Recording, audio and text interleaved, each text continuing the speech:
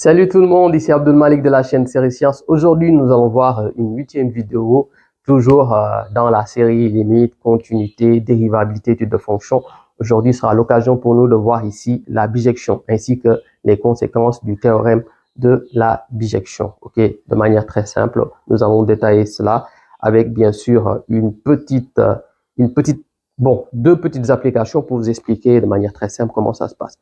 Donc, si vous n'avez pas encore eu l'occasion de vous abonner, n'hésitez pas à le faire. Abonnez-vous, activez la cloche notification, likez nos vidéos si bien sûr elles vous plaisent pour bien sûr récompenser le travail. Sachez également dans cette chaîne, parce que peut-être vous ne le savez pas encore, on partagera exclusivement des cours mais des exercices corrigés sur les matières scientifiques, les mathématiques, les sciences physiques et les sciences naturelles. Donc ne vous faites pas prier, rejoignez la thème et vous ne le regretterez pas du tout. Ok. Ok, donc ici, on va tout d'abord parler d'une fonction, soit une fonction f de x, ici, qui est continue et monotone.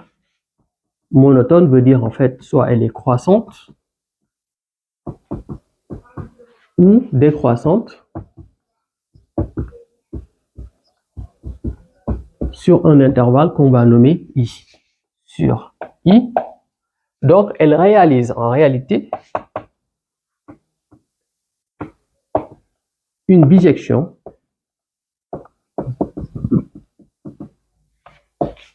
de i vers f de i.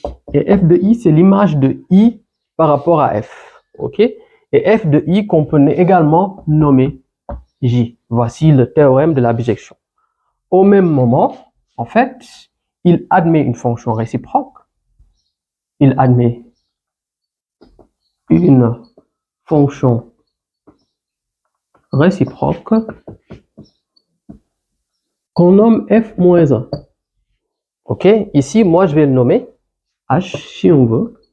Ça dépend. H de x. F de moins 1 de x ou h de x, je le nomme ainsi. Ok? Qui également, ici, réalise une bijection. Ok?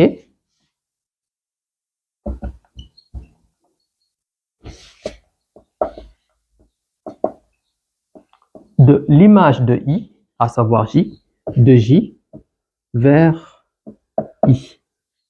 Voilà. Donc, ce qui veut dire ici, si vous avez f de x est égal à y, ok? Si vous avez f de x est égal à y, c'est-à-dire y, ici x plutôt appartenant à i, et y appartenant à j. Donc, de la même façon, pour f de x est égal à y, vous aurez h de y sera lui égal à x. Et lui, il va réaliser une bijection de j vers i. Alors que lui, c'est de i vers j. Vous avez bien vu. On va quand même faire un exemple ici. Un exemple que vous connaissez forcément particulièrement depuis la classe de 3e. On continue avec la fonction en question qui n'est autre que ici f de x est égal à x au carré. Bon, on va déterminer des images. Ici, les images de certains nombres par rapport à f de x. Par exemple, je prends 4, 6, 7 ou encore, voilà, 8, ça dépend. Voilà, donc on va déterminer ici f de 4. F de 4, ce sera 4 au carré, donc 16. F de 6, ce sera 6 au carré, donc 36.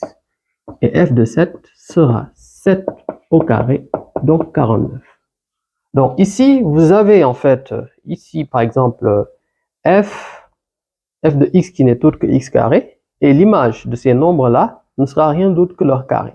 De la même manière, il va exister une fonction qu'on appelle une fonction réciproque, f-1 de x, que je nomme également h de x, qui pour h de 16, qui est obtenu par f de 4, h de 16 va nous donner 4. Donc h de 16, ce sera rien d'autre que 4. H de 36 ne sera rien d'autre que 6. Et h de 49 ne sera rien d'autre que 7. Et donc cette fonction, vous le connaissez si bien, cette fonction, ce n'est rien d'autre que racine de x. Bon, pour faire simple, ici, h de x sera égal à racine de x. Donc, ce qui se passe réellement, c'est que vous avez f de x qui est égal à x carré. Sa fonction réciproque, ce sera rien d'autre que racine de x. Bon, comme vous le voyez ici, déterminer la fonction réciproque du carré, c'est racine de x, ce sera évident pour ce niveau. Mais dans certains cas, on ne va pas ici imaginer en fait la fonction réciproque. Il y a une méthode pour pouvoir expliciter h de x. Déterminer h de x à partir de f de x. Et donc pour cela, on va ici vous montrer comment expliciter la fonction réciproque. Pour expliciter la fonction réciproque, par exemple, vous avez f de x qui est lui égal à y. En fait, et on veut aller au point où on va déterminer h de x, ou bien encore f moins 1 de x.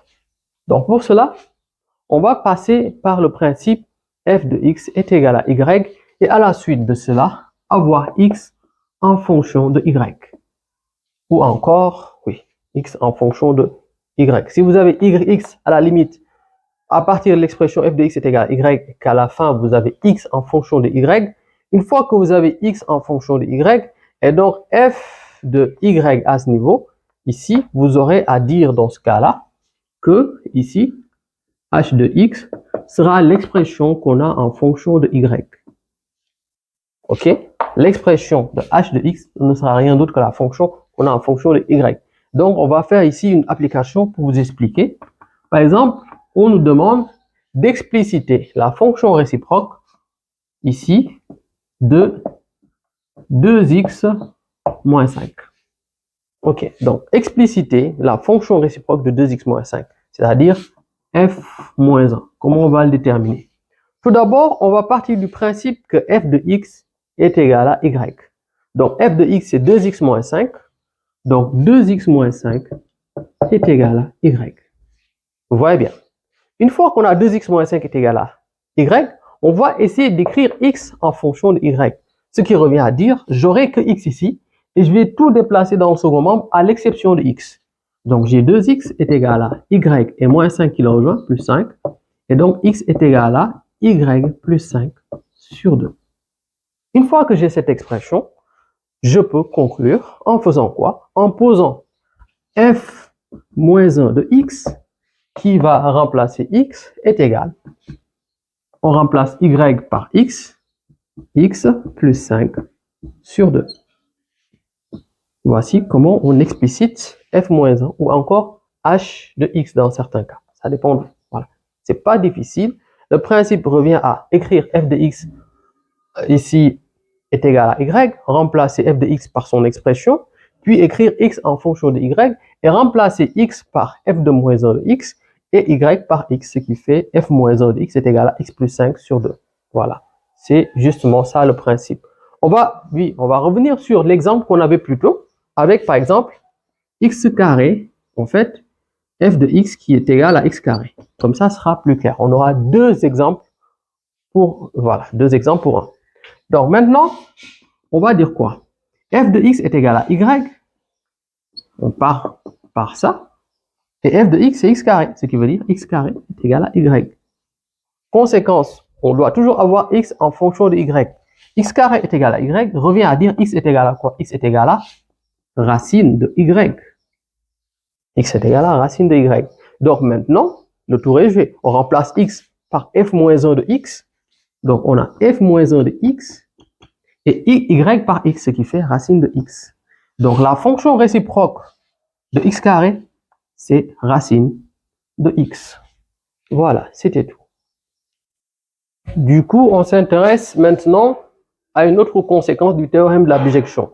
On rappelle, on a ici f de x, qui est une fonction continue et monotone. Ce qui peut être soit croissant ou décroissant sur i. Ok? Donc, sur l'intervalle i. Et donc, à ce niveau, on va dire quoi? On va également préciser qu'il se peut que sur un intervalle i, à savoir un intervalle que je vais nommer a, b, a étant la borne inférieure et b étant la borne supérieure, ok? Si, en fait, a qui appartient à i Donc, si f est continu en i, continu et monotone en i, il sera continu et croissant en i. Et quelque part, si f de a, par exemple, supérieur à 0, et f de b, lui, inférieur à 0, ok, ça peut être le cas contraire. Peut-être que f de a peut être inférieur à 0, f de b supérieur à 0. L'essentiel, que l'image des deux bornes soit ici en quelque sorte de signe contraire. Donc, en réalité, et en fait, f qui est continu sur cet intervalle. Donc, en réalité, également, il existe un réel alpha qui appartient à l'intervalle AB tel que f de alpha est égal à 0. Ou je peux l'intituler d'une autre façon. Vous avez f qui est continu et monotone sur AB et f de A fois f de B inférieur à 0 parce que si l'un est positif, l'autre négatif, quand on multiplie, sera toujours inférieur à 0. Donc, il existe un réel alpha appartenant à cet intervalle tel que f de alpha est égal à 0. Voici la conséquence. Du coup, nous avons fini cette vidéo et si elle vous a plu, n'oubliez pas de laisser un petit like, mais également la partager à vos camarades en classe de terminale, à vos frères ou sœurs comme vous en classe de terminale. Voilà, bien sûr. Et donc, n'oubliez pas également de la liker, également pour récompenser le travail. Mais surtout, n'oubliez pas de vous abonner et d'activer la cloche de notification. On se dit à très bientôt.